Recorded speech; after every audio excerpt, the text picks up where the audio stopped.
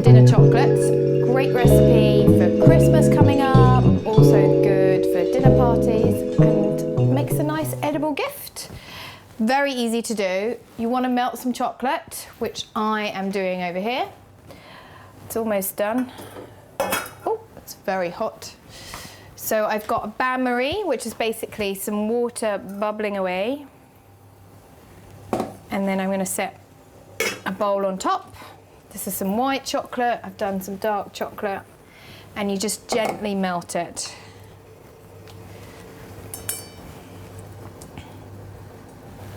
Leave that for a moment. So in the meantime, I'm just going to draw some circles on some baking paper using a cookie cutter. Just helps giving me a guideline of how big I want to make my chocolates. And because they're kind of after dinner chocolates you might have with a coffee, they should be like just a mouthful, not too big.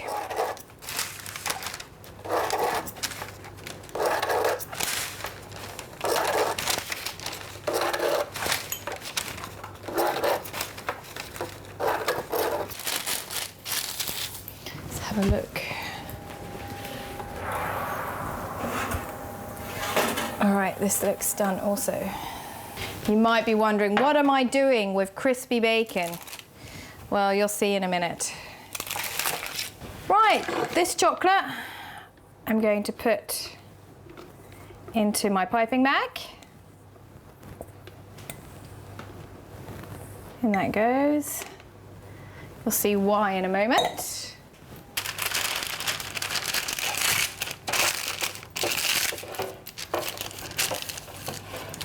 Okay, so that's that done.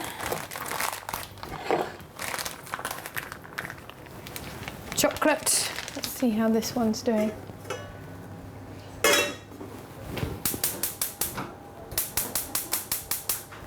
And then I'm just going to snip the top off.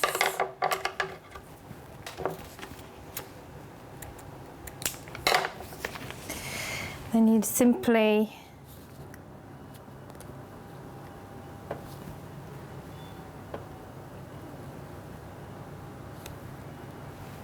do a little circle. You could use a spoon if you don't have a bag, or a plastic bag, like a food bag, where you just snip off the corner. That works too.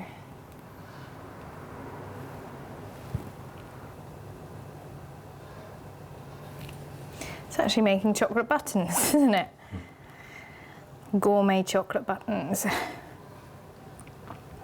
So I've got different types of toppings.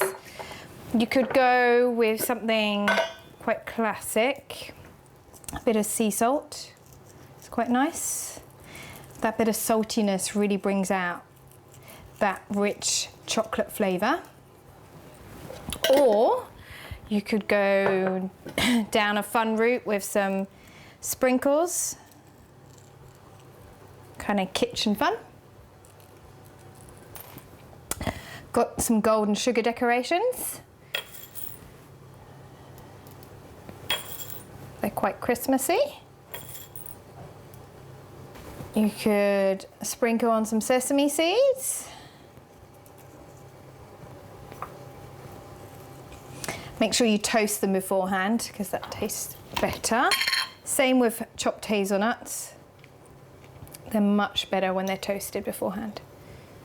Then I have some candied ginger, which I'm just going to slice up.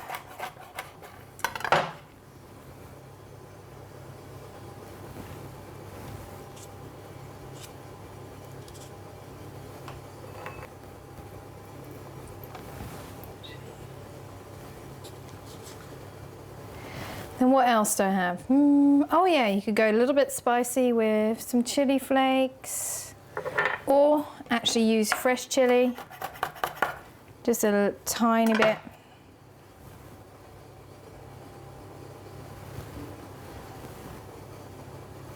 It's quite nice with a pinch of salt,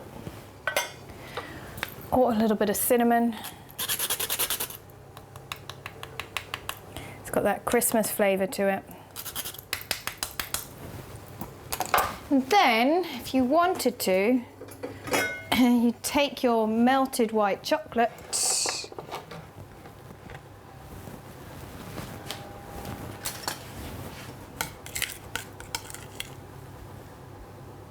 take it just a little bit, like a blob, and then a stick or a skewer, then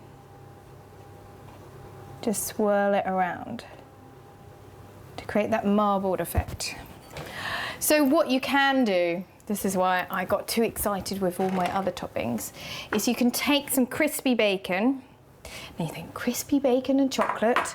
Well, actually that saltiness and smokiness from bacon works really well with that dark chocolate.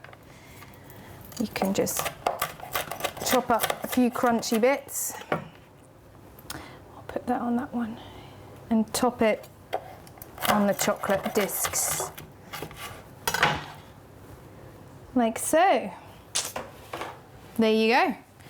Many, many possibilities, lots of fun, very easy to do. They just go in the fridge and chill.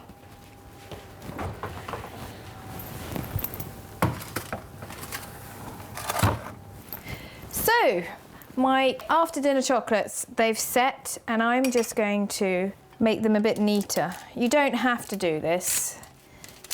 I've just literally taken a cookie cutter and I've dipped it in some hot water. You can just peel off the edges and then you get a perfect circle. But if you don't want, you can leave it rustic, absolutely fine. So just press down, then really simple. If you wanted to, you could use a heart-shaped cookie cutter. Just have to make your chocolates a little bit bigger to fit that heart shape. There you go. Some simple homemade chocolates, the perfect after dinner treat. Enjoy!